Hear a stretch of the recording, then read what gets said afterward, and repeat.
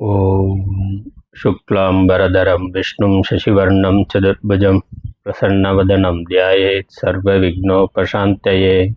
या देवी स्तूयते नित्यं विबुधैर्वेदपारगैः सा मे वसतु जिह्वाग्रे ब्रह्मरूपा सरस्वती। निधये सर्वविद्यानां विषजे भवरोगिणां गुरवे सर्वलोकानां दक्षिणामूर्तये नमः। श्रीदक्षिणामूर्तिसुदेशिकेन्द्रं द्वैपायनं सूत्रकृतं मुनीन्द्रं श्रीशङ्करं भाष्यकृतं यतीन्द्रं मद्देशिकञ्चापि नमामि विद्यै। ॐ सहना भवतु सहनौ भुनक्तु सह वीर्यं करवावहै तेजस्विनावधीतमस्तु मा विद्विषावहैः। ओम शांति शांति शांति। ओम असतो मा सद्गमय तमसो मा ज्योतिर्गमय मृत्योर्मा अमृतं गमय। ओम शांति शांति शांति।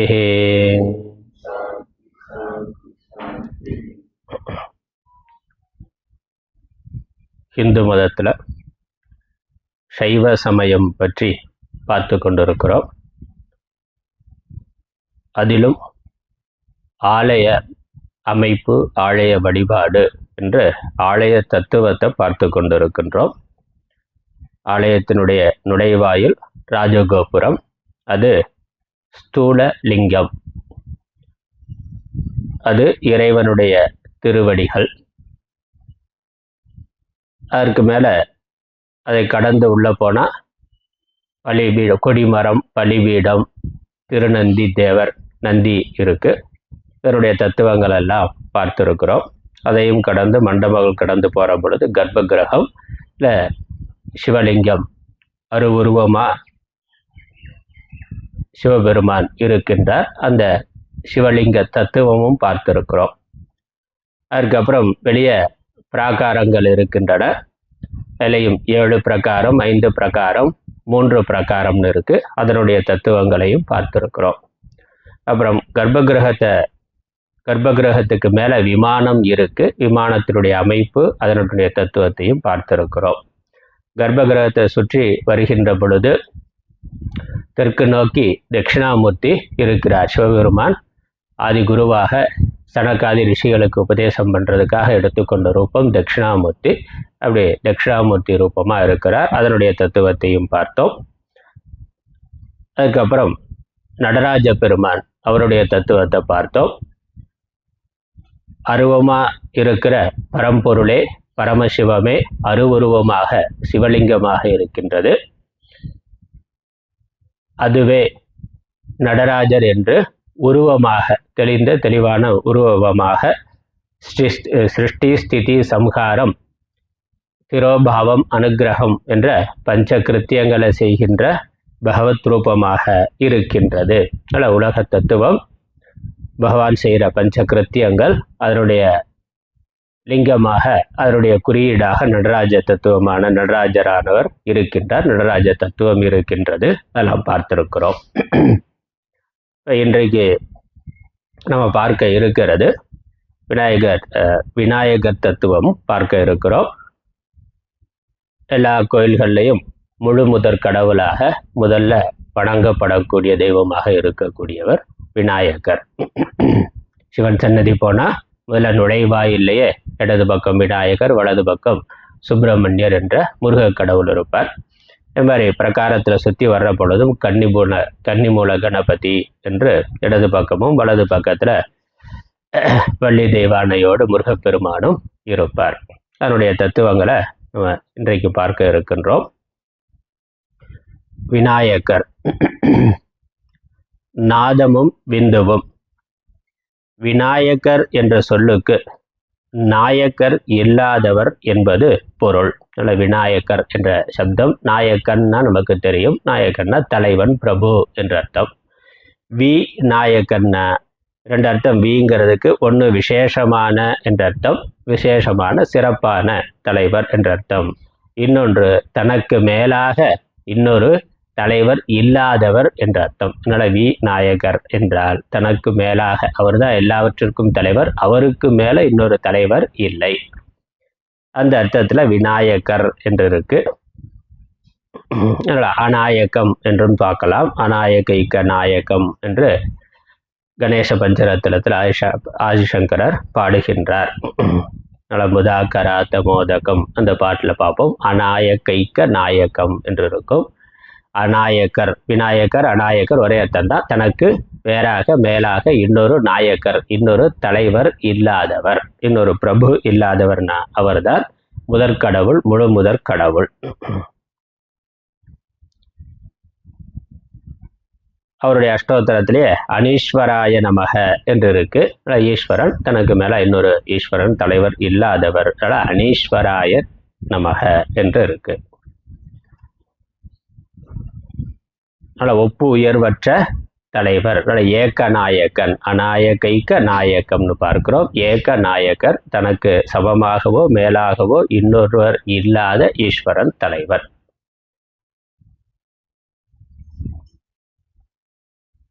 இன்னொரு பல்வேறு பெயர்கள் விநாயகருக்கு பார்க்கிறோம். விக்னேஸ்வரர் என்று எல்லா விக்னங்களையும் கொடுப்பவர், விக்னங்களை நீக்குபவர், தன்னை தழைப்பவரும் செலுத்துபவரும் இல்லாத தன்மையர் எனவும் பொருள் கூறுவர்.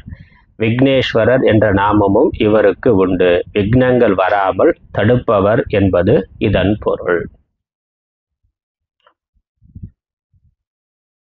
சிவபெருமானிடத்திலிருந்து ஓம் எனும் நாதம் ஆதியில் பிறந்தது. அந்த பரம்பொருளிடமிருந்து முதல்ல சப்தம் என்பதுதான், சப்த தத்துவம் தான் தோன்றியது.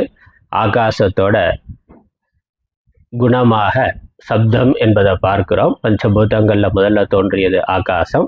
அந்த ஆகாசம் சப்த ரூபமாக இருக்கு. பரம்பொருள் இந்த சிருஷ்டியில முதல்ல தோன்றியது சப்தம். அந்த சப்தம் அது ஓம்காரமா, ஓம் என்ற சப்தம் மூலநாதம், அதான் நாதம் என்று ஆதியில் பிறந்தது. அந்த நாதம் ஓம் என்று இருந்தது. அதுக்கு பிரணவம் என்று பெயர். ஓம்காரத்துக்கு பிரணவம்னு ஒரு பெயர் உண்டு. பிரணவம் என பிரித்து என்றும் புதியது என பொருள் கூறுவர். நவம் அப்படின்னா புதியதுன்னு அர்த்தம். பிரணவம்னா என்றைக்குமே புதியதா பழசாகிறது கிடையாது. ஒன்று தோன்றுனாக்கா அது காலப்போக்கில் பழையதாக ஆகும். எப்பொழுதும் ஃப்ரெஷ்ஷாக, எப்பொழுதும் புதியதாக இருக்கக்கூடியது எதுவோ, அப்போ தன் நிலையிலிருந்து மாறாமல் எப்பொழுதும் ஒரே மாதிரி இருக்கக்கூடியது எதுவோ அதுக்கு பிரணவம்னு பேர். இந்த எல்லா சப்தங்களுக்கும் எல்லா அர்த்தங்களுக்கும் மூலமாக இருக்கக்கூடிய அந்த பிரம்ம தத்துவம் எவ்விதமான மாறுபாடுகளும் இல்லாமல் எப்பொழுதும் அப்படியே ஒரே மாதிரி இருக்கின்றது. அதனால் என்றைக்கும் அது புதியதாக இருக்கின்றது. அதனால் பிரணவம் என்று அதற்கு பெயர். ஓம்காரத்துக்கு பிரணவம்னு சொல்கிறோம். ஓம்காரம்ங்கிறது பிரம்ம தத்துவம். ஓம்காரம்ங்கிறதுக்கு பலவிதமான ரொம்ப விரிவான அர்த்தம் கொடுக்கலாம். நிர்குண பிரம்மத்தையும் ஓம்காரம்ங்கிறது குறிக்கும். சகுண பிரம்மம், சகுணம் என்ற ஈஸ்வரனையும் ஓம்கார தத்துவமானது குறிக்கும். ஓம் என்பதில் ஆ, உ, இம் என்ற 3 சப்தம். ஓ அப்படிங்கிறத பிரித்தா ஆ, உ, ஆ, உ என்ற அகாரம் உக்காரம் ரெண்டும் சேருகின்ற பொழுது அது ஓகாரமாக ஆகின்றது. அப்புறம் இம் என்று ஓம் என்று முடிகின்றது. இல்லை, அகாரம் என்பது அக்ஷரங்கள்ல முதல் இயல்பான ஒலி ஆ. அதனால் தொடக்கம் சிருஷ்டி என்பதை குறிக்கிறது. உகாரம் என்பது நடுவில் இருக்கிறது. நம்ம அக்ஷரத்தில் தமிழில் உயிரெழுத்துக்களில் பார்த்தா ஆ முதல் எழுத்தா இருக்கு, நடுவில் மத்தியமா ஊங்கிற அக்ஷரம் வருது. இம் என்பது முடிவு. அதனால இந்த சிருஷ்டி ஸ்திதி சம்ஹாரம் முதல் நடு முடிவு அனைத்துமாகவும் இருக்கிறவர் பரம்பொருள். அதனால பரம்பொருளுக்கு ஓம் என்று பெயர். அந்த ஓம்காரம் சப்தம், அதனால அதான் முதல் சப்தம். அந்த ஓம்காரத்துக்குள்ள எல்லா சப்தங்களும் அடங்கி இருக்கின்றன. அந்த ஓம்காரம்ங்கிற சப்தம் அமாத்திரையில் இருக்கின்றது. அதனால ஒரு மௌனத்திலிருந்து சப்தம் வருது. சப்தம் முடிந்த பிறகு மீண்டும் என்ன மௌனம் இருக்கு. அதானே சப்தம்ங்கிறது ஒரு அமைதியிலிருந்து தோன்றி அது லயமாகிறது. என்னது? அந்த அமைதியிலேயே லயமாகின்றது. அதனால அப்படி பரபிரம்மம் அமாத்திரையாக நிசப்தமாக மௌனமாக இருக்கின்றது. அதனிடத்துல இருந்து இந்த சிருஷ்டியானது ஓங்காரமாக தோன்றி இருந்து பிறகு அதிலேயே லயமாகி விடுகின்றது. அதனால அந்த அமாத்ரா மௌனம் என்பது நிர்குண பிரம்மத்தையும் அதிலிருந்து தோன்றுகின்ற ஓம்காரம் சகுண ஈஸ்வரனையும் குறிக்கின்றது. சகுண ஈஸ்வரன் தான் உலகமாக இருக்கின்றார். அதனால அந்த ஓம்காரம் உலக தத்துவத்தை குறிக்கின்றது. ஓம் என்பதை பிரணவம், எப்பொழுதும் அது புதுமையானதாகவே இருக்கின்றது. அந்த ஓம்காரத்தினுடைய ஒரு ரூபம், ஒரு வடிவமாகத்தான் விநாயக தத்துவம் இருக்கின்றது. அதனால் விநாயகர் பிரணவ வடிவினர். அந்த விநாயகருடைய அந்த வடிவ அமைப்பு ஓம்காரத்தை மையமாக கொண்டே செய்யப்பட்டிருக்கின்றது. ஓம் பிரணவானன தேவாய நமக என்று ஒரு நாமம். பிரணவ ஆனன, பிரணவம் ஓம்காரம், ஓம்காரங்கிறத முகமாக கொண்டிருக்கக்கூடிய தேவருக்கு வணக்கம் என்று ஒரு நாமம் என்பது அவரது மந்திரங்களுள் ஒன்று. ஓம் எனும் பிரணவத்தின் வரி வடிவமே விநாயகர் வடிவம். ஓம்ங்கிறது எழுத்து, அதையே ஒரு ஓவியமா வரைஞ்சா அது விநாயகர் தத்துவமா, விநாயகர் ரூபமா இருக்கின்றது. அதன் ஒளி வடிவமே நாத பிந்து ஆகும். ஒளி வடிவம் நாதம், வரி வடிவம் அந்த விநாயகருடைய ரூபம். மேல் சுழி இருக்குமிடம் விநாயகரது ஒடிந்த கொம்பு இருக்குமிடம். நம்ம தமிழ்ல ஓம் என்று எழுதுகின்ற பொழுது மேலே ஒரு சுழி போட்டு அதற்கு மேலே கொண்டு போய் ஓம் என்று ஒரு சுழி போட்டு இந்த பக்கம் கொண்டு போய் இந்த வலது பக்கத்தில் ஒரு சுழி, திரும்ப கீழே வந்து கீழே ஒரு சுழி வருது. விநாயகருடைய உருவ அமைப்பு பார்த்தா அப்படித்தான் இருக்கு. மேல் சுழி இருக்குமிடம் விநாயகரது ஒடிந்த கொம்பு இருக்குமிடம். அது அங்கிருந்து வலது கை வழியாக மேலேறி கிரீடத்தை சுற்றி இடது கை பாசம் வரை வந்து வளைந்து நெற்றி பொட்டு வரையிலும் சென்று துதிக்கை வழியாக கீழ் இடக்கை வரை வந்து கால் வரை இறங்குகிறது. இடக்கையும் அதில் இருக்கும் மோதகமும், அந்த மோதகம் உருண்டையா வட்டமா இருக்கு. அது அந்த ஓ என்பதில் கீழே இருக்கக்கூடிய சுழியாக இருக்கின்றது. ஆதலின் ஓம் எனும் வரி வடிவமே விநாயகரது வரி வடிவமாகும். இந்த ஓ இம் ஓம் என்று சொல்லுகின்றோம். தமிழ்ல இந்த ஓம்ங்கிறதுக்கு இந்த வடிவம் தான் ஓம்ங்கிறது. ஒவ்வொரு மொழியிலையும் ஓம்ங்கிறது எழுதுறது வெவ்வேறு வடிவத்தில் இருக்கு. இங்க நமக்கு விநாயகர் என்று பார்க்கிற பொழுது அந்த விநாயகரை அப்படி ஓம்குள்ள கொண்டு வந்துட முடியும். விநாயகருடைய அந்த வலது கையில தொடங்கி இடது கைக்கு வந்து கீழே அந்த தும்பிக்கைக்கு வர்ற பொழுது ஓம்ங்கிற அந்த வடிவமானது வந்துவிடும். அதனால இந்த ஓ என்ற வடிவம் தமிழ்ல இருக்கிறதுனால இந்த விநாயகர் அவர் எங்கேயோ வாதாபியிலேருந்து வந்தவருங்கிறான். அதனால முருகன் தான் நம்ம ஊர் கடவுள், விநாயகர் வெளிநாட்டில இருந்து வந்தவர் அப்படின்னு அர்த்தம் பண்றான். இந்த ஓம் விநாயகருடைய வடிவமே தமிழ் எழுத்தான ஓம் வடிவத்துல தான் இருக்கு. வேற எந்த வடமொழியிலையோ வேற எழுத்து வடிவத்துல இந்த ஓம்ங்கிறது இப்படி அர்த்தம் சொல்ல முடியாது. ஓம்னு சொல்லி விநாயகருக்கு வடிவம் கொடுக்குறோம். ஓம்காரத்தை தமிழ்ல ஓம் அப்படின்னு தமிழ் எழுத்துல உயிரெழுத்துல இருக்கக்கூடிய ஓங்கிற வடிவமும் விநாயகருடைய உருவ வடிவமும் ஒன்றா இருக்கிறது. தமிழுக்கும் விநாயகருக்கும் இருக்கக்கூடிய பொருத்தம், விநாயகருடைய வடிவத்துக்கும் இருக்கக்கூடிய பொருத்தம். வேற மொழிகள்ல இப்படி பொருத்தம் இப்படி ஒரு விளக்கம் கொடுக்க முடியாது. அதனால என்னன்னா விநாயகர் தமிழ் கடவுள். அவர் எங்கேயோ இருந்து வந்தவர் அல்ல, இங்க நம்ம ஊர்ல இருந்து வெளியூர்ல போனவர். எல்லாம் இங்க இருந்து வெளியே போனது தானே வெளியே இருந்து இங்க வந்தது இல்லை.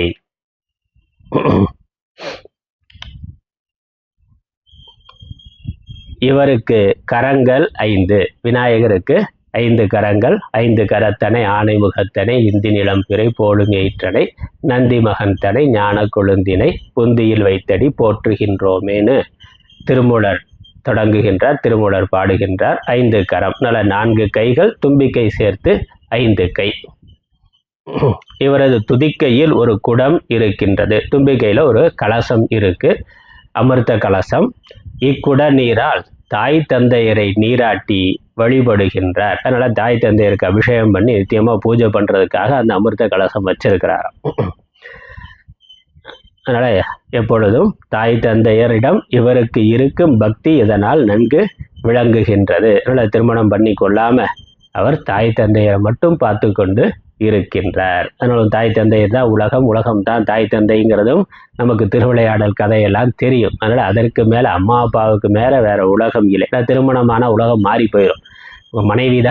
மனைவிதான் உலகம்னு ஆகி போயிடும். அதனால் அம்மா அப்பாவை கை விட்டுருவாங்க. அதெல்லாம் வேண்டாம், அம்மா அப்பாவை விட வேணான்டா அவர் திருமணம் பண்ணி கொள்ளாமலே இருக்கின்றார். அதனால தாய் தந்தையரிடம் இவருக்கு இருக்கும் பக்தி இதனால் நன்கு விளங்குகின்றது.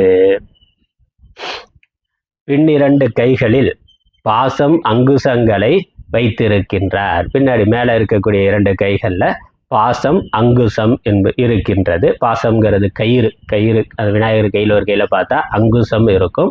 அங்குசம் என்பது யானையை கட்டுப்படுத்துறதுக்காக இருக்கக்கூடிய ஒரு சிறு ஆயுதம்.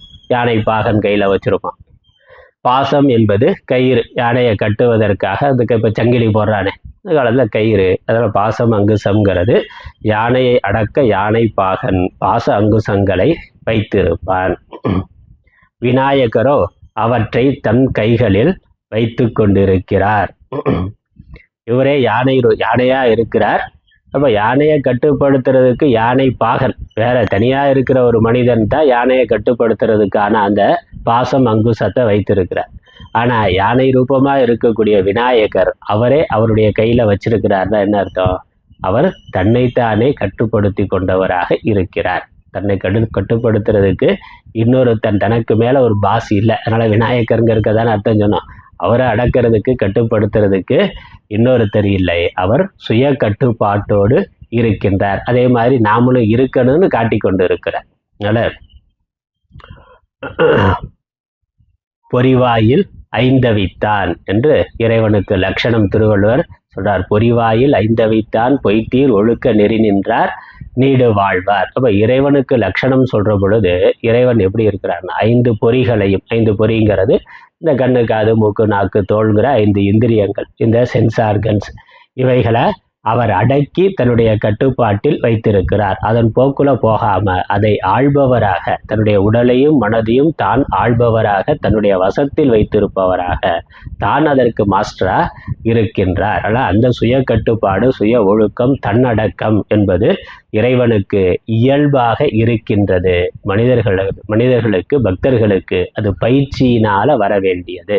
நமக்கு அது பயிற்சியினால வரணும். இறைவனுக்கு இயல்பா இருக்கிறது. அதாவது சுவாமி அப்படின்னு பேர் சொல்றோம். சுவாமிங்கிறதுக்கு என்ன அர்த்தம்? தன்னை அடக்கியவர், தன்னை வென்றவர் அப்படின்னு அர்த்தம். சுவாமிங்கிற சத்தத்துக்கு ஸ்வம் அமீனா, தன்னை தான் கட்டுப்பாட்டில், தான் தன்னுடைய கட்டுப்பாட்டில் இருப்பவர். இந்த பசுங்கிற ஜீவன் என்ன பண்ணுறான்? உலகத்தோட கட்டுப்பாட்டில், விஷயங்களுடைய கட்டுப்பாட்டில் நாம் இருக்கிறோம். மாயையினுடைய கட்டுப்பாட்டில் நாம் இருக்கிறோம். மாயா காரியமான பிரபஞ்சம் உலகத்துக்கு அதற்கு வசப்பட்டவர்களாக, அதற்கு மயங்கியவர்களாக, அதன் பின்னாடி ஓடக்கூடியவர்களாக நாம் இருக்கிறோம். ஆனால் இறைவன் மாயையை தன்னுடைய கட்டுப்பாட்டில் வைத்திருக்கிறார். தன்னுடைய உடலையும், தான் இருக்கின்ற உலகத்தையும், தான் படைத்திருக்கிறக்கூடிய உலகத்தையும் தன்னுடைய வசத்தில் வைத்திருப்பவராக இருக்கிறார். அதனால அவருக்கு சுவாமின்னு பேரு. அதே மாதிரி நாமும் இருக்கணுங்கிறத அவர் காட்டி கொண்டு இருக்கிறார். அதனால பாசம் அங்குசம் அவருடைய கட்டுப்பாட்டில், அவரிடத்திலேயே யானையா இருக்கிறவர் அவரை அடக்குவதற்கான சாதனங்களை தானே வைத்திருக்கிறார்னா சுய கட்டுப்பாட்டோடு அவர் இருக்கின்றார். அது மட்டுமல்ல, நம்மளுடைய பாசங்களை போக்குவதற்காகவும் அவர் அவற்றை வைத்திருக்கின்றார். பசுங்கிற ஜீவர்கள் நாம மிருகங்கள் மாதிரி இருக்கிறோம். நம்மை பிணைத்திருக்கக்கூடிய அந்த பாசங்களை நீக்குவதற்காக அவர் அவற்றை கையில் வைத்திருக்கிறார். அதாவது இங்க கொடுத்திருக்கிற விளக்கம், நான் சொன்ன விளக்கம்ங்கிறது ஒன்று. இங்க ஒரு விளக்கம் கொடுத்திருக்கிறார் ஆறுமுக நாவலர். ஒரு யானை பாகன் யானையை படு குழிகளில் விழாமல் தடுத்து நேர்வழியில் நடத்துவது போல உயிர்களாகிய யானைகளை ஆசா பாசங்களாகிய படுகுழிகளில் விழாமல் தடுத்து நல்ல வழியில் நடத்தி நமது பாசத்தை அவரது கையில் இருக்கும் பாசத்தால் கட்டி அங்குசத்தால் வெட்டி பாச நீக்கம் செய்து முக்தி பேற்றை அருளுகிறார். அதனால ஈஸ்வரனுக்கு, இறைவனுக்கு அவரையே அவர் கட்டுப்படுத்தி கொள்ளக்கூடிய சக்தி இருக்கு. ஆனால் நமக்கு அப்படி இல்லை. நாம் அந்த விஷயத்தில் பலவீனமாக இருக்கிறோம். விஷயங்கள் பின்னாடி ஓடி போய், விஷயங்கள்ங்கிற படுகுழியில் போய் நம்ம போகிற பாதை மேடு பள்ளமுமாக இருக்குது. கண்ணு மண்ணு தெரியாமல் போய், அல்லது ஏதோ மோகத்தினால எதையோ பார்த்து கொண்டு, ஃபோன் பார்த்துக்கிட்டே போகிறான்ல இன்னைக்கு ரோட்டில் போகிற போது கையில் இருக்க ஃபோனை பார்த்துக்கிட்டே போகிறான். எடுத்து அப்படி வர வாகனம் தெரியல, போகிற வர மனிதர்கள் தெரியறதில்ல, ரோட்டில் இருக்க குண்டும் குழி தெரியறதில்ல, அப்படியே போய் விழுந்துடுறான். அப்படி விழாமல் கட்டுப்படுத்துறதுக்காக பகவான் இந்த ஜீவர்கள் குழியில் விழுந்து போகாமல், அழிந்து போகாமல் இருக்கிறதுக்காக அவருக்கு பாச அங்குசத்தை கையில் வைத்திருக்கிறார்னா. அதனால் உரனென்னும் தோட்டியான் ஓரைந்தும் காப்பான் வரனென்னும் வைப்பிற்கோர் வித்து அப்படின்னு திருக்குறள். உரனென்னும் தோட்டியான் ஓரைந்தும் காப்பான். உரன்கிறது அறிவு. அறிவுக்கு உரன்னு ஒரு பேர். உரம் அப்படின்னா அறிவு, சின்னரா உரம். தோட்டினா அங்குசம். அங்குசத்துக்கு தமிழ் அங்குசம் சம்ஸ்கிருத வார்த்தை, அதுக்கு தமிழ் வார்த்தை தோட்டி அப்படின்னு அர்த்தம். உரனென்னும் தோட்டியான் ஓர் ஐந்தும் காப்பான். ஓர் ஐந்துன்னா அந்த கண்ணு, காது, மூக்கு, நாக்குங்கிற இந்த இந்திரியங்கள். அறிவை அங்குசம்னு சொன்னதுனால இந்த இந்திரியங்களை யானைன்னு உருவப்படுத்தியிருக்கிற. ஒரு யானை இல்லை, 5 யானை இருக்கு. ஒரு யானையை அடக்கிறது, கட்டுப்படுத்துறதே பெரிய விஷயம். நமக்கு கண்ணு ஒரு பக்கம் இழுக்குது, காது ஒரு பக்கம் இழுக்குது, நாக்கு ஒரு பக்கம் சொல்லவே வேணாம், அப்படி நீளமாக இழுத்துக்கிட்டே போகுது, சாப்பாட்டை பார்த்து இழுத்துக்கிட்டே போகுது. அப்புறம் மூக்கு, தோல், ஸ்பர்ஷம்ங்கிறது. இந்த ஐந்து இந்திரியங்களா, 5 இந்திரியங்களும் 5 யானைகள் மாதிரி இருந்து நம்மை 5 திசைகளில் உலகத்தை நோக்கி இழுத்து கொண்டிருக்கின்றன. இப்போ இது நம்மளுடைய கட்டுப்பாட்டில் இருக்கிறதுக்கு தான் பகவான் பகுத்தறிவு, அறிவுங்கிற ஒன்றை கொடுத்துருக்கிறார். அதனால் அதான் அங்குசம். அறிவு தான் அங்குசம். அதனால் உரன்கிற அங்குசம். அதனால் தன்னுடைய புலன்களை எவன் கட்டுப்படுத்துகிறானோ அவன் இறைநிலையை அடைவதற்கு அவனுடைய மனது விதையாக இருக்கின்றது. அவன் அதற்கு தகுதி உடையவனாக ஆகிறான். வரனின்னும் வைப்பிற்கோர் வித்துங்கிற. வரன்கிறது மோட்சம். மோட்சத்தை அடைவதற்கு அவன் தகுந்த நிலமாக, தகுந்த விதையாக, மோட்ச நிலத்தில் விளைவதற்கு அவன் தகுந்த விதையாக இருக்கிறார். யாரு? புலனடக்கம் எவன் பண்ணானோ அவன் மோட்ச நிலத்துல விளைவான் அப்படின்னு சொல்லி இருக்கிறார். அதனால இந்த இந்திரியங்களை நாம கட்டுப்படுத்துறது கஷ்டம். அதனால நமக்கு சகாயம் பண்றதுக்கு தான் பகவான் கடிவாளம் மாதிரி நம்மளை அதை போட்டு வைத்திருக்கிறார். ஈஸ்வரன் அவருடைய விநாயகரை யாரு வணங்குகிறார்களோ அவர்களை அவர் நல்வழிப்படுத்துகின்றார். இந்த பாசங்கிற குழியில விழாம அவர் நம்மை நல்வழிப்படுத்தி நடத்துகின்றார். அப்படி நல்வழிப்படுத்தி நடத்துவதற்காக அவர் பாசம் அங்குசத்தை கையில வைத்திருக்கிறார். அல்ல, நம்மை நாம அறிவால கட்டுப்படுத்தி கொள்ள வேண்டும். முடியவில்லை என்றால் அது கஷ்டம்தான். அதனால பகவான்கிட்ட சரணாகதி அடைந்த அவர் நம்மை கட்டுப்படுத்துவார், அவர் நம்மை வழி நடத்துவார். அல்ல, ஆடு மாடு விலங்குகள் அதற்கான உணவை அதுவா தேடி போகணும். அதில் ஒரு கஷ்டம் இருக்கு. ஆனால் மனிதனை சார்ந்து இருக்கிற பொழுது 3 வேளை அவன் சாப்பாடு போடுறான்னா, அது ஆடோ மாடோ நாயோ, அவன் எங்கேயோ கஷ்டப்பட்டு சம்பாதிச்சுட்டு தன்னை சார்ந்து இருக்கக்கூடிய உயிரினங்களுக்கெல்லாம் அவன் உணவு கொடுக்குறான். இதுவா சுதந்திரமா இருந்தா சுதந்திரமா ஒரு பக்கம் இருக்கலாம். ஆனா அதற்கான ஜீவிதத்துக்கு அது ரொம்ப கஷ்டப்பட்டு தேடணும். அதே இது ஒரு மனிதனை சார்ந்து இருக்கிற பொழுது, ஒரு எஜமானனை சார்ந்து இருக்கிற பொழுது தேவையானதை அவர் பார்த்து கொள்கிறார், அவர் கொடுக்கிறார். நேரத்துக்கு சாப்பாடு போடுறதுலேருந்து குளிப்பாட்டுற வரைக்கும். இப்போ நாய்க்கெல்லாம் ட்ரெஸ் எல்லாம் கூட தைச்சு போடுறான். அந்த அளவுக்கு அதுக்கு மெத்தேன்னு அதுக்குன்னு தனியாக ஒரு ஸ்பெஷல் சாப்பாடு, அதுக்குன்னு தனியாக மெத்தை, ட்ரெஸ்ஸு எல்லாம் ரெடி பண்ணி கொடுக்குறான். அந்த மாதிரி நமக்கு வாழ்க்கைக்கு தேவையானதை நாமளா தேடிக்கொள்கிறோம். அது ஒரு பக்கம். அதற்கு மேலே பகவானை சரணாகதி அடைந்த அவரை எஜமானனா வைத்து கொண்டா அவரே நமக்கானதெல்லாம் செஞ்சு கொடுப்பார். நிலக்கட்டில் மெத்தை எல்லாமே அவர் ஏற்பாடு பண்ணி கொடுப்பார். நம்ம சரணாகதி மட்டும் இருந்தால் போதும், அவர் பார்த்துக்குவார். அவருக்கு மேலே அதெல்லாம் இந்த விநாயகருடைய பாச அங்குசம்ங்கிறது காட்டுகின்றது. அதுக்கப்புறம் முன் கைகளில் வலது கையில் ஒடிந்த கொம்பினை வைத்திருக்கிறார். ஒரு கையில விநாயகருடைய அந்த யானையினுடைய தந்தம், வலது தந்தம் ஒடிக்கப்பட்டு அவருடைய வலது கையில இருக்கு. அதுக்கு 2 காரணம் நம்ம புராணங்கள்ல பார்க்கிறோம். ஒன்று, கஜமுகன் என்ற ஒரு யானை முக அசுரனை அவர் சம்ஹாரம் பண்ணார். கஜமுகாசுரனை கொன்று தேவர்களை காப்பாற்றியதன் அறிகுறியாகும். அதனால் அவருடைய யானை தந்தத்தை வைத்து ஒரு அசுரனை கொன்று தேவர்களை காப்பாற்றினார். அதே மாதிரி அசுரர்கள், இந்த ஜீவர்களுக்கு விரோதியா இருக்கக்கூடிய அசுரர்களை கொன்று நம்ம மனதில் இருக்கக்கூடிய கெட்ட குணங்கள் தான் அதில் நாசம் பண்ணி பக்தர்களை காப்பாற்றுவார். அதற்காக அதனுடைய குறியீடு அங்கே இருக்கு, அறிகுறியாகும். அப்புறம் நம்ம பார்க்கிறோம் மகாபாரதம் அவர் வியாசர் சொல்ல சொல்ல விநாயகர் தான் எழுதினார். அப்படி எழுதுறதுக்கான அந்த எழுதுகோள் என்னன்னா அவருடைய தந்தம் தான். அவருடைய தந்தத்தை ஒடித்து எழுதினார். யானையினிடத்துல மிகச் சிறப்பாக இருக்கிறது, விலை மதிப்பற்றதா இருக்கிறது அதனுடைய தந்தம் தான். அந்த தந்தத்தையே அவர் உடைத்து உலக நன்மைக்காக அந்த மகாபாரதம்ங்கிற காவியம் எழுதுறதுக்காக பயன்படுத்தினார்னா அதுல இருந்து நமக்கு என்ன தத்துவம் சொல்றார்? உன்னிடத்துல எது சிறப்பானதா இருக்கோ, விலை மதிப்பு மிக்கதா இருக்கோ, அதை உலக நன்மைக்காக நீ பயன்படுத்த வேண்டும் என்று அதன் மூலம் காட்டுகின்றார். அதனால் அது ஒரு அர்த்தம். அதுக்கப்புறம் இடது கையில் மோதகத்தை தாங்கி இருக்கிறார். அவருடைய இடது கையில மோதகம்ங்கிற நமக்கு தெரியும் கொழுக்கட்டை வைத்திருக்கிறார். அது கொழுக்கட்டை மோதகம் இனிப்பானது. அதனால இனிப்புங்கிறது இன்பத்தை குறிக்கிறது, பேரின்பத்தை குறிக்கிறது. அந்த பேரின்பம் மோதகத்தில் இவருக்கு விருப்பம் அதிகம். மோதகம் என்பதற்கு அழிவற்ற தன்மை அல்லது நிஜானந்தம், பேரின்பம், பேரானந்தம், பிரம்மானந்தம் என்பது பொருள். அதனால ஆனந்தம் என்பதுதான் அங்க மோதகம். மோதகம்ங்கிறது இனிப்பு, இனிப்புங்கிறது மகிழ்ச்சியை, சந்தோஷத்தை, நிறைவை குறிப்பது. அதனால இறைவன் எப்பொழுதும் ஆனந்த சொரூபமா இருக்கிறார். யார் அவரை வணங்குகிறார்களோ அவர்களுக்கும் ஆனந்தத்தை கொடுப்பவராக அவர் இருக்கின்றார். தான் நிறைவாக இருந்து தன்னை வழிபடுபவர்களுக்கு நிறைவை தருபவராக இறைவன் இருக்கின்றார். அதான் மோதகம்.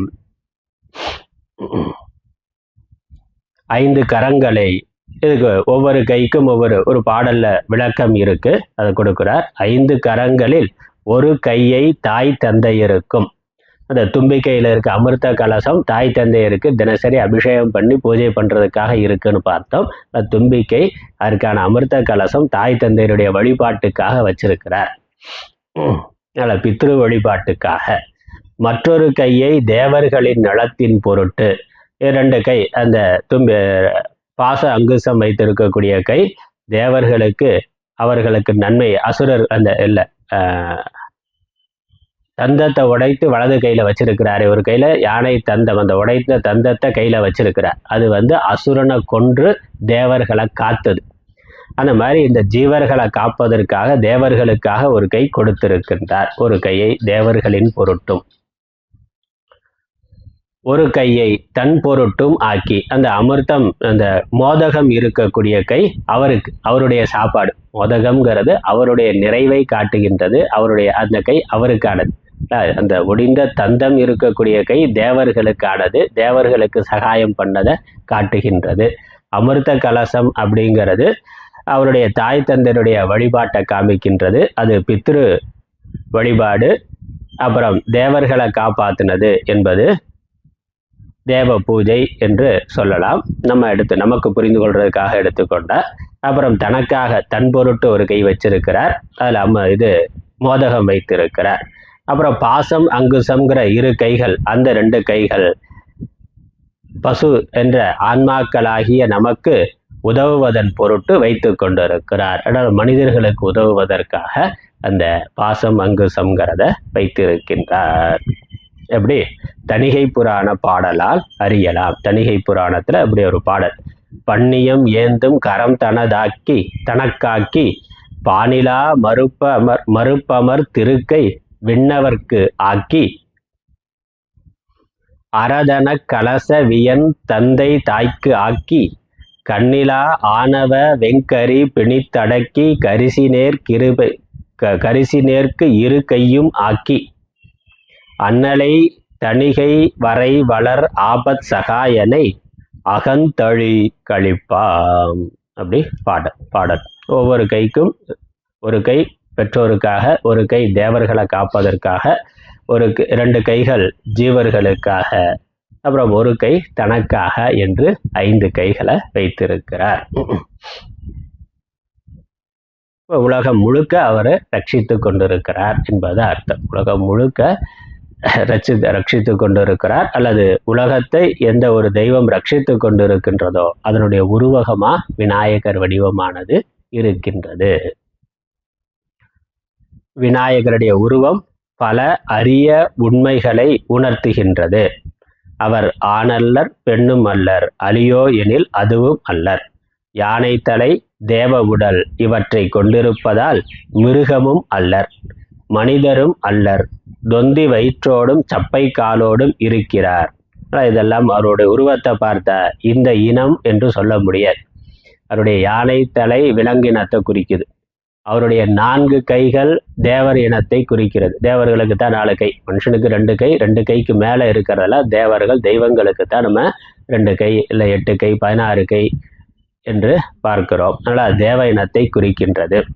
தலை விலங்கு இனத்தையும், அதிகமான கைகள் 4 கைகள் தேவ இனத்தையும், அவருடைய பெரிய வயிறு அசுர இனத்தையும், சிறிய கால்கள் மனித இனத்தையும் குறிக்கிறது. உலகத்தில் என்னெல்லாம் ஜீவராசிகள் இருக்கோ அதெல்லாம் இறைவனிடத்தில் இருக்கின்றன. சகல ஜீவராசிகளையும் சகல லோகங்களையும் தன்னிடத்தில் வைத்திருக்கின்ற சக்தி எதுவோ அதுதான் தெய்வம் என்று. அதனால விநாயகர் உருவத்தில் எல்லா இனங்களும், எல்லா ஜீவ இனங்களும் அவருடைய உருவத்தில் அடங்கி இருக்கின்றது. அப்புறம் வாகனம் என்னன்னா, சின்னதாக ஒரு எலி வைத்திருக்கிறார். எலி வாகனம்னா இந்த உலகம் இறைவன் என்ற பெரும் பொருளை தாங்கியதாக இருக்கின்றது. இறைவன் என்ற பெரும் பொருளுக்கு இந்த உலகம் என்பது ஒரு சின்ன எலி மாதிரி. நம்ம இந்த பிரபஞ்சத்தை பிரம்மாண்டமானது மிகப்பெரியதுன்னு நினைக்கிறோம். மிகப்பெரியது தான். அது எவ்வளவு பெரியதுன்னே நம்மால் கற்பனை பண்ண முடியாத அளவுக்கு இந்த பிரபஞ்சமானது மிக பிரம்மாண்டமானது.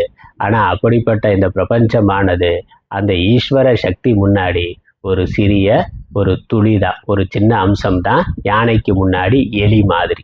அதனால் ஏகாம்சேன ஸ்திதோ ஜெகத்துன்னு பகவத்கீதை பகவான் சொல்கிறார். தன்னுடைய விபூதியை சொல்லிட்டு என்னுடைய ஒரு அம்சத்தினால இந்த உலகமானது இருக்கின்றதுன்னா, உலகமே எவ்வளவு பெருசுன்னு நம்மளால் புரிந்து கொள்ள முடியாது. ஆனால் இறைவனுக்கு முன்னாடி அது ஒரு சின்ன எலி மாதிரி. யானைக்கு முன்னாடி எலி மாதிரி இறைவன் மிகப்பெரியவர் என்ற தத்துவம் தான் அங்கே காட்டப்பட்டிருக்கு. அதனால் இறைவன்கிற பெரும் பொருளுக்கு முன்னாடி உலகம் என்பது ஒரு சிறிய ஒன்று. அதுக்கப்புறம் யானைக்கு மத ஜலம் ஒழுகுவது போல இவருக்கும் வலப்பக்க அறக்கருணையும் வலப்பக்கம் அறக்கருணையும் இடப்பக்கம் மரக்கருணையும் பொழிகிறது. இதனை பரஞ்சோதி முனிவர் கருணை என்னும் வெள்ளமதம் பொழி சித்தி வேளத்தை நினைந்து வருவினைகள் தீர்ப்பான். யானை அப்படின்னாலே அது மத ஜலம் ஒழுகுவது.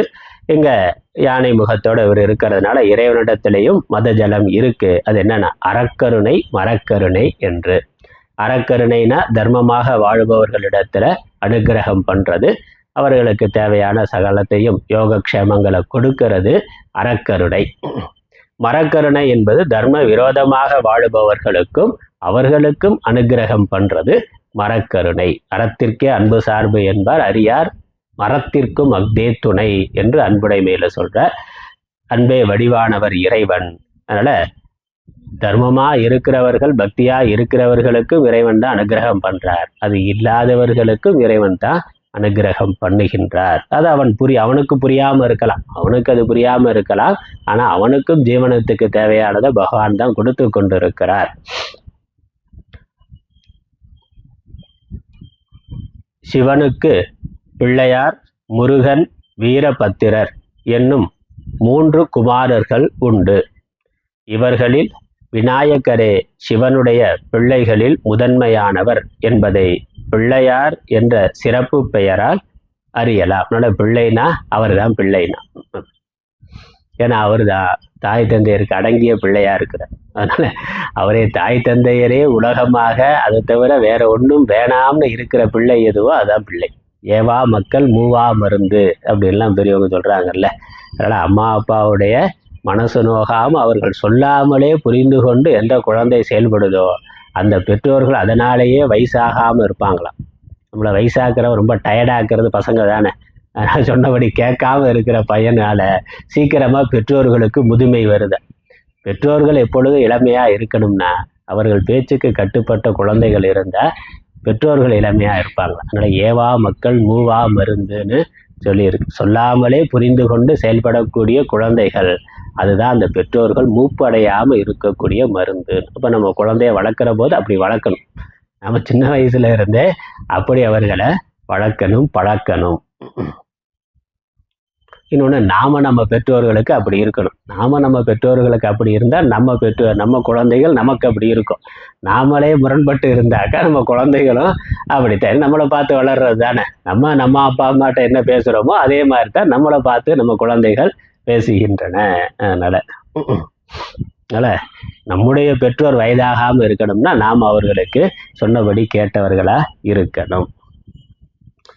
அதனால் பிள்ளைனாலே அது பிள்ளையார்னாலே அது விநாயகர் தான். பிள்ளையாரை வணங்குவதால் மலங்கள் விளங்கும். அதனால் இந்த ஆணவம், கண்மம், மாயைங்கிற மும்மலங்கள் நீங்கும்.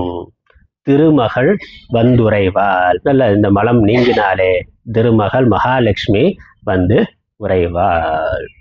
நல்ல வாக்குண்டாம், நல்ல மனமுண்டாம், மாமலரால் நோக்குண்டாம்னு ஒரு பாட்டு பார்க்குறோம். வாக்குங்கிறது வாக் சக்தி, வாக் தேவி. இப்போ சரஸ்வதியோட அனுகிரகம் கிடைக்கும். யாரு? பூக்கொண்டு துப்பார் திருமேனி தும்பிக்கையான் பாதம் தப்பாமல் சார்வார் தமக்குனா. தும்பிக்கையுடைய விநாயகரை தப்பாமல் வணங்கக்கூடியவர்களுக்கு வாக்குண்டாம்னா சரஸ்வதி தேவியோட அருள் நல்லா கிடைக்கும். அப்புறம் நல்ல மனம் உண்டாம், மாமலரால் நோக்குண்டாம், நல்ல மனசு கிடைக்கும். மாமலராள்ங்கிறது மகாலட்சுமியை குறிக்கிறது. பெரிய மலர் செந்தாமரையில் விற்று இருக்கக்கூடிய மகாலட்சுமி, அதுதான் மாமலர். நல்ல மகாலட்சுமியினுடைய அருள் கிடைக்கும், நல்ல செல்வம் கிடைக்கும், நல்ல சரஸ்வதியோட அருள் கிடைக்கும். மாமலரால் நோக்குண்டாம்னா மகாலட்சுமியினுடைய கடைக்கண் பார்வை கிடைக்கும், அதனால செல்வம் கிடைக்கும். அப்புறம் மேனி நுடங்காதுனா, மேனி நுடங்கிறது என்னது? உடம்பு தளர்ந்து போகிறது. உடம்பு தளர்ந்து போகாது, சோர்வடையாதுன்னா உடம்பு எப்பொழுதும் பலமாக ஆரோக்கியமாக இருக்கும். அதை தரக்கூடியவள் பராசக்தி. இப்போ பராசக்தியினுடைய அருள் கிடைக்கும். நல்ல வாக்குண்டாம் சரஸ்வதி தேவியோட அருள் கிடைக்கும், மாமலரால் நோக்குண்டாம் மகாலட்சுமியோட அருள் கிடைக்கும். மேனி நுடங்காதுன்னா பராசக்தியினுடைய பார்வதி தேவியோட அருளும் கிடைக்கும். யாருக்கு? தும்பிக்கையான் பாதம் தப்பாமல் சார்வார் தமக்குன்னா. விநாயகரை வணங்குறதுனாலேயே அவர் ரெக்கமெண்ட் பண்ணி, யாரு? 3 அம்மாக்கள்கிட்டையும் ரெக்கமெண்ட் பண்ணி அவர் வாங்கி கொடுத்துருவார். அவர் நமக்கு தேவையான கல்வி, செல்வம், வீரம் அனைத்தையும் அவர் அருள் புரிவார். அப்படி சொல்லியிருக்காரு. அதனால திருமகள் வந்துரைவாள், விக்னங்கள் அடையும். அதனால் நம்ம முயற்சி பண்ணுறோம், ஆனால் நம்ம முயற்சியில் நம்முடைய பிராரப்தத்தினால தடைகள் நிறையா இருக்குது. அந்த தடைகள் விக்னேஸ்வரனுடைய அருளால் நீங்கும். நம்ம வாழ்க்கைக்கு தேவையானதை சம்பாதிக்கிறதுக்கு நாம தான் முயற்சி பண்ணுறோம், அதை நம்ம பண்ணித்தான் ஆகணும். ஆனால் அதிர்ஷ்டமாக அதில் நிறையா தடைகள் வருது. நமக்கு தெளிவாக நேராக தெரிஞ்ச தடைகள் வந்தால் நாம் அதை நீக்கிடலாம். கண்ணுக்கு தெரியாத தடைகளை எப்படி போக்குறது? எங்கேருந்து யாரோ ஏதோ பண்ணுறான்னா அது நமக்கு தெரியாது. அப்போ அது தெய்வ சக்தியினால தான் நீங்க வேண்டியது. அதை நீக்கக்கூடியவர் விக்னேஸ்வரர். அதனால் விக்னங்கள் அகலும், இருவினை நீங்கும்.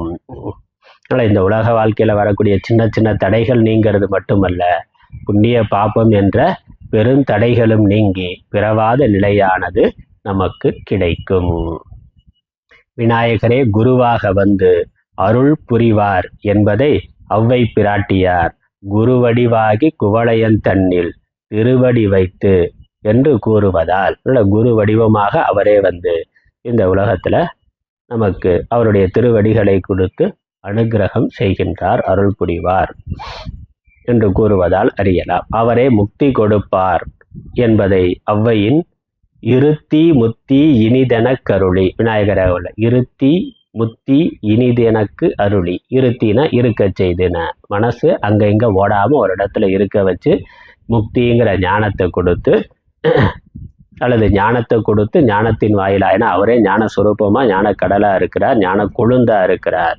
முக்தி ஞானத்தை கொடுத்து அதன் வாயிலாக முக்தியை கொடுத்து இனிது எனக்கு அருளி, எனக்கு முக்தி வாயிலாக பேரின்பத்தை கொடுத்து எனக்கு அருள் புரிந்தவர் என்று ஔவையார் பாடுறார்.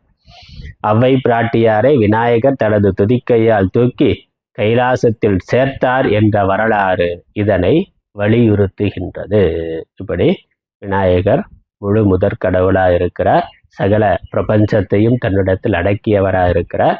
இல்லை, பிரபஞ்சத்தை ஆளுகின்ற சக்தி எதுவோ அது தெய்வம் என்று பிரபஞ்சமெல்லாம் ஒரு சக்திக்கு கட்டுப்பட்டதாக இருக்கிறது என்பதனுடைய குறியீடாக விநாயகர் தத்துவமானது இருக்கின்றது.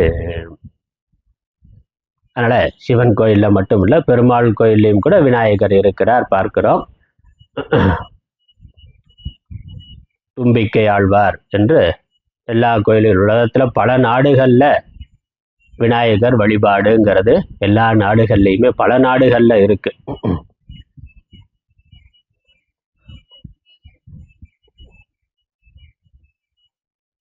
அதற்கு அடுத்தது முருகப்பெருமான். முருகனை பற்றியும் நமக்கு தெரியும். ஐவகை நிலங்களுள் குறிஞ்சி நில கடவுளாய் குமரன் விளங்குகின்றார். குறிஞ்சி நம்ம 5 நிலங்கள் பார்க்கிறோம். குறிஞ்சி, மருதம், முல்லை, நெய்தல், பாலை என்று. அதில் மலையும் மலை சார்ந்த பகுதியும் குறிஞ்சி நிலம். அதில் அதற்கான தேவதையா, அதற்கான கடவுளா குமரன் இருக்கின்றார். குன்ற குறவர் குரத்தியரும் எயினர் எயிற்றரும் அவனை சிறப்பாக வழிபடுகின்றனர். குறவன் குரத்தி என்று பார்க்கிறோம். இந்த குறிஞ்சி நிலத்தில் வாழ்ந்தவர்கள் தான் குறவன் குரத்தி. குறவன் குரத்தினா யார்? குறிஞ்சி நிலத்து மக்கள். கொழுஞ்சி நிலத்து மக்களுக்கு தான் குறவன் குரத்தின்னு பேர். அதனால் அவர்களுக்கான கடவுள் முருகன் தெரியும். அதனால் குரத்தி மகளை மணந்தவர் அப்படிங்கிறதையும் பார்க்கிறோம்.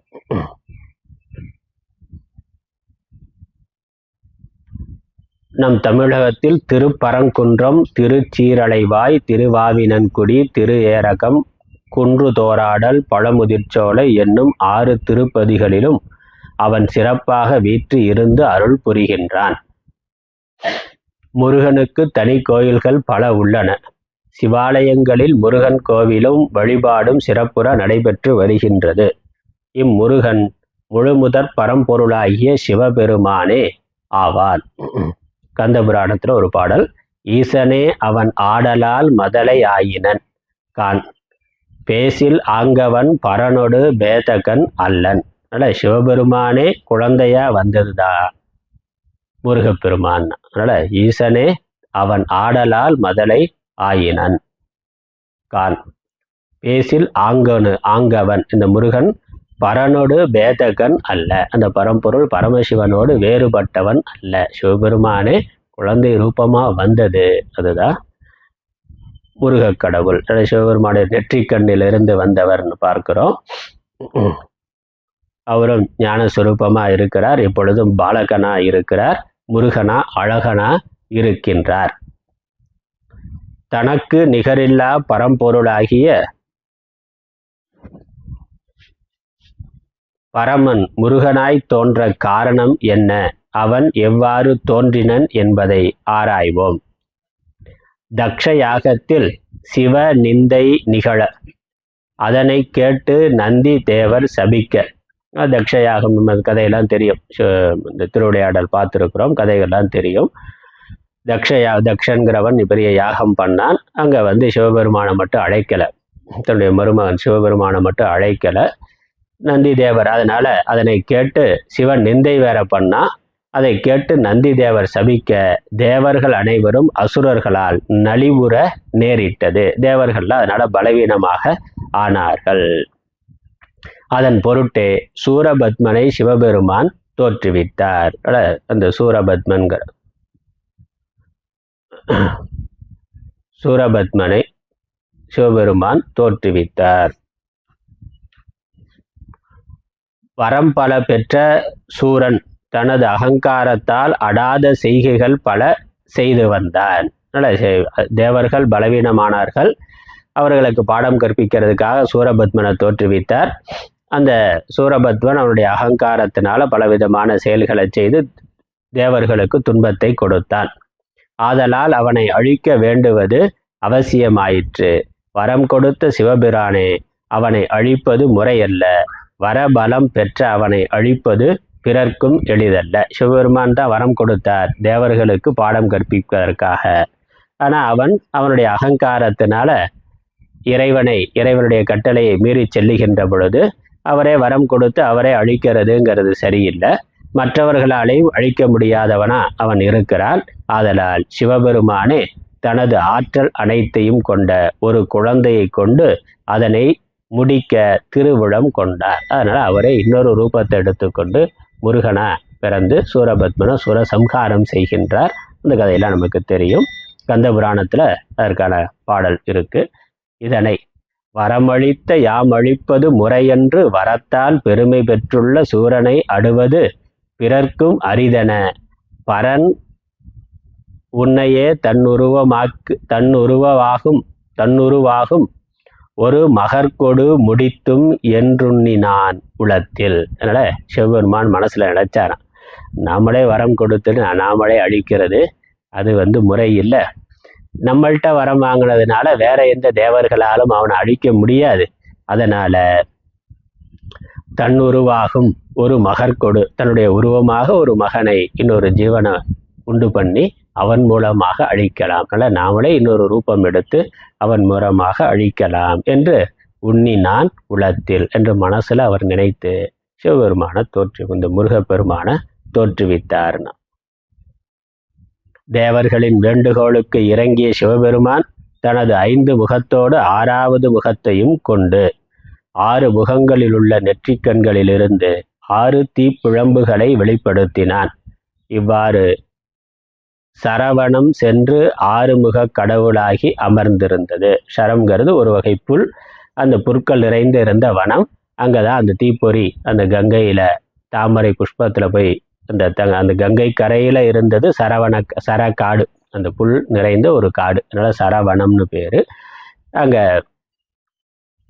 6 தீப்பொறிகளாக அங்க போய் தாமரை மலர்கள்ல அது சேர்ந்து குழந்தையாக ஆகின்றது. அதன் பிறகு கார்த்திகை பெண்கள் எடுத்து வளர்க்கிறார்கள். அவர்களுக்கு பாலூட்ட வந்த கார்த்திகை பெண்கள் அறுவருக்காக 6 குழந்தைகள் ஆயினர். அக்குழந்தைகளை பார்வதி தேவி அணைத்து எடுக்க முன்போல அறுவர் ஓர் உருவானார். அதனால் அது 6 குழந்தைகளை கார்த்திகை பெண்கள் எடுத்து வளர்த்தார்கள். சிவபெருமான் அந்த பார்வதி தேவி 6 குழந்தையும் சேர்ந்து ஒருமித்து கையில் எடுக்கிற பொழுது 6 உடல்களும் சேர்ந்து ஓர் உடலாக ஆகிவிட்டது. தலை மட்டும் 6 இருந்தது.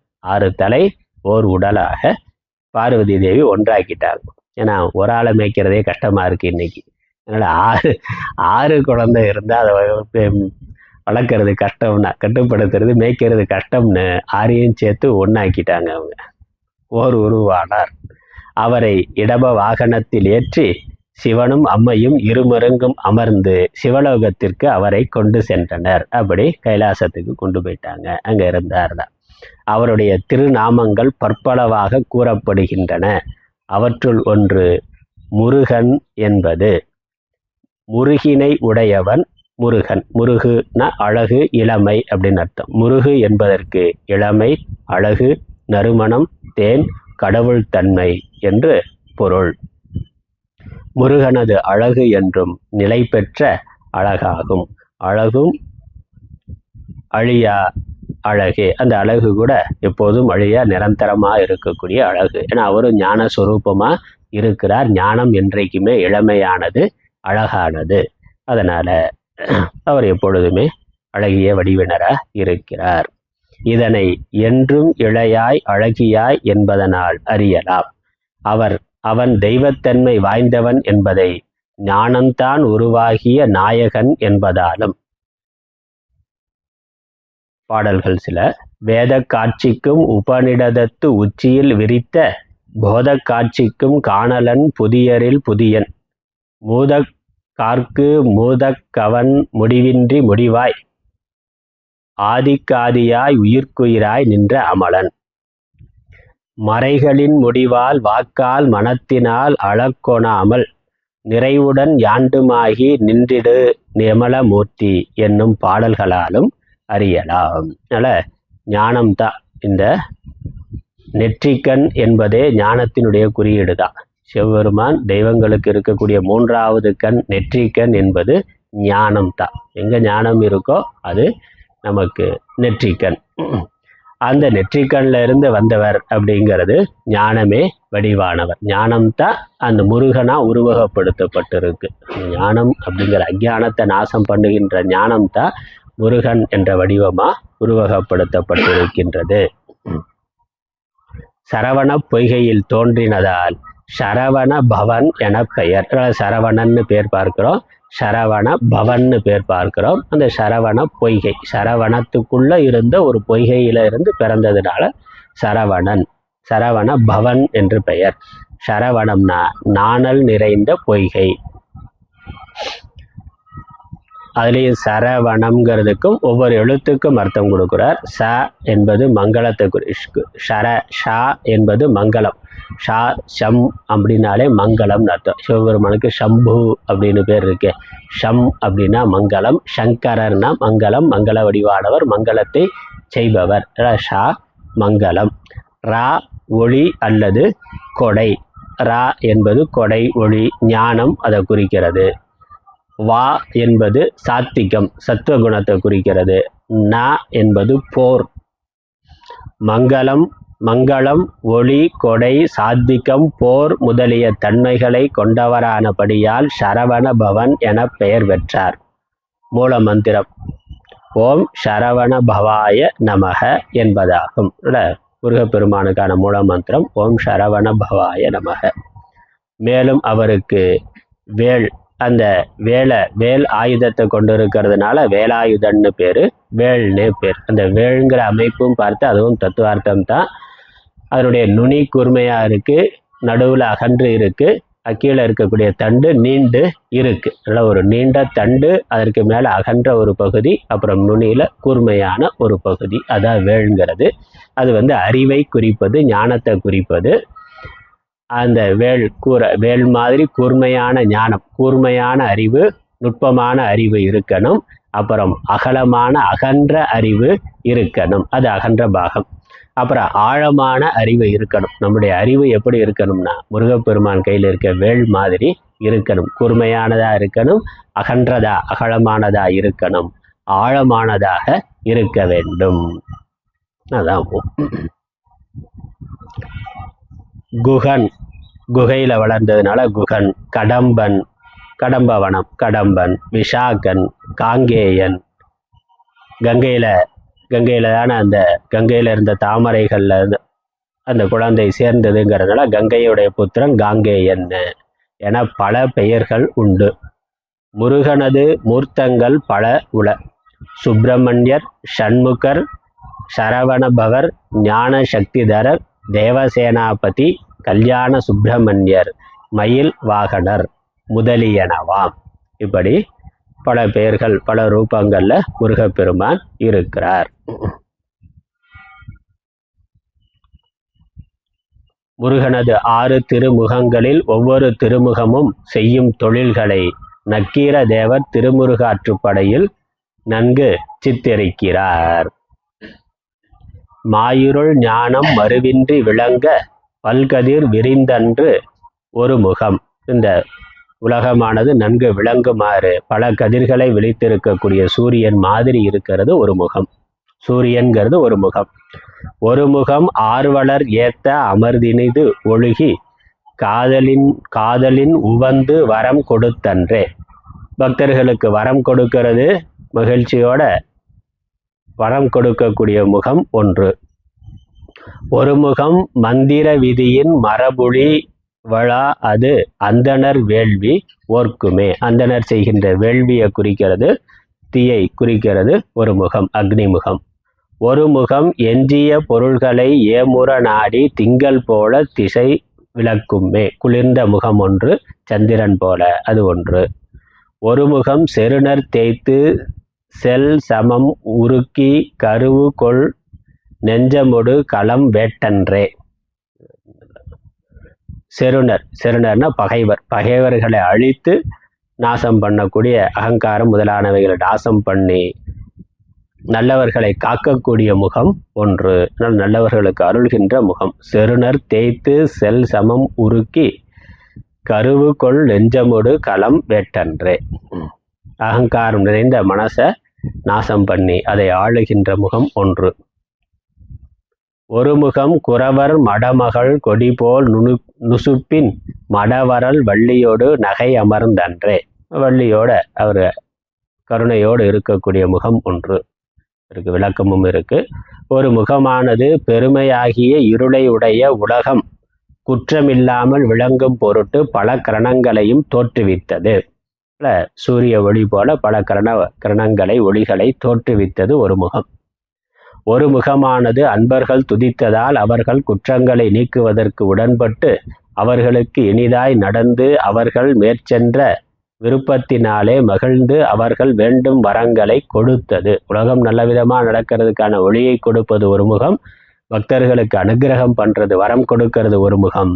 ஒரு முகமானது மந்திரத்தை உடைய வேதத்தில் சொல்லிய முறையை தவறாது பிராமணர்களுடைய யாகங்களிலே தீங்கு வராதபடி நிலையாக நிற்கும். யாக ரூபமா இருக்கிறது, அக்னி ரூபமா இருக்கிறது ஒரு முகம். ஒரு முகமானது வேத ஆகமங்களிலே மறைந்துள்ளவற்றை ஆராய்ந்து போதித்து சந்திரனைப் போல திசைகள் எல்லாவற்றிலும் விளங்கும். வேத ஆகமங்கள் சாஸ்திரங்கள்ல இருக்கக்கூடிய அந்த ஞான ரூபமா இருக்கிறது. அந்த ஞானத்தினால குளிர்ந்த சந்திரன் போல இருக்கிறது ஒரு முகம். ஒரு முகமானது திரு உள்ளத்திலே நிகழா நின்ற சமத்துவத்தை ஒழித்து கோபம் கொண்ட திரு உள்ளத்துடனே பகைவராகிய அசுரர்களை வதைத்து போர்க்கள வேள்வியை வேட்டது. அசுரர்களை வதைக்கிறதுக்காக கோபம் கொண்டிருக்கிறது ஒரு முகம். ஒரு முகமானது வேடருடைய மடப்பத்தை உடைய மகளும் கொடிபோலும் இடையினை உடைய இடம் பெண்ணுமாகிய வள்ளி நாயகியருடனே மகிழ்ச்சி பொருந்திட்டது. மகிழ்ச்சியை காட்டுவது, இன்பத்தை காட்டுவது ஒரு முகம். இவ்வருமுகங்களும் முகங்களுக்கு ஏற்ப ஒவ்வொரு தொழிலினை கொண்டு விளங்கும். இறைவன் இந்த மாதிரி விளங்கி கொண்டிருக்கிறார். முருகப்பெருமானுடைய 12 கரங்கள் செய்யும் தொழில்கள் வருமாறு: ஒரு கை தேவர்களையும் ரிஷிகளையும் பாதுகாக்க அமைந்தது. அதற்கு இணையான ஒரு கை மருங்கிலே கிடந்தது. 3வது கை அங்குசத்தை செலுத்துகின்றது. அதற்கு இணையான கை ஆடை உடுத்திய தொடையில் கிடக்கின்றது. 5வதும் 6வதுமாகிய கைகள் அழகிய பெரிய பரிசையோடு வேலாயுதத்தை வளமாக சுழற்றுகின்றன. 7வது கை முனிவர்களுக்கு உரையிறந்த பொருளை உணர்த்த மார்போடு சேர்ந்து விளங்க 8வது கை மார்பில் தாழ்ந்து தொங்கும் மாலையுடனே சேர்ந்து விளங்குகின்றது. 9வது கை வளைகளுடனே மேலே சுழன்று கள வேள்வியை வேட்கும் முத்திரை கொடுக்கின்றது. இதற்கு இணையான கை மணியை மாறி ஒலிக்க பண்ணுகின்றது. மற்றோராவது கை 11வது கை மழையை பெய்விக்கின்றது. அதற்கு இணையான மற்றொரு கை தெய்வ பெண்களுக்கு மணமாலை சூட்டுகின்றது. பாட்டு இருக்கு, படிச்சு முடிச்சிடலாம்.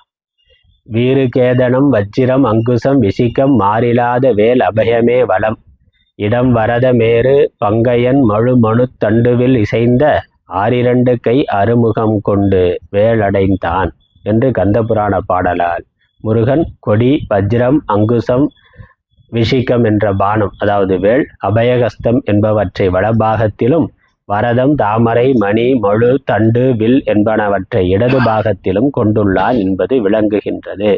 முருகனை சார்ந்து விளங்கும் வடிவேல் ஞான சக்தியாகும். இது சிவபெருமானால் முருகனுக்கு கொடுக்கப்பட்டது என்பதனையும் அதன் பெருமையினையும் கந்தபுராண பாடல் ஒன்று நமக்கு நன்கு விளக்குகின்றது. ஆயதற் பின்னரேவின் மூதண்ட தைம்பொருள் மூதண்டத்து ஐம்பொருள் பூதமும் அடுவது ஏய பல்லுயிரும் ஒருதலை முடிப்பது ஏவர் மேல் விடுக்கினும் அவர்தம் மாயிருந்திரளும் வரங்களும் சிந்தி மண்ணுயிருண்பது எப்படைக்கும் நாயகமாவது ஒரு தனிச்சுடர்வேல் நல்கியே மதலை கை கொடுத்தான். இவ்வேலின் வீரத்தினை திருமுருகாற்றுப்படையின் பின்னுள்ள தனிப்பாடல் ஒன்று கூறுகின்றது. வீரவேல் தாரைவேல் விண்ணோர் சிறை மீட்ட தீரவேல் செவ்வேல் திருக்கைவேல் வாரி குளித்தவேல் சூர் மார்பும் குன்றும் துடைத்த வேலுண்டே துணை.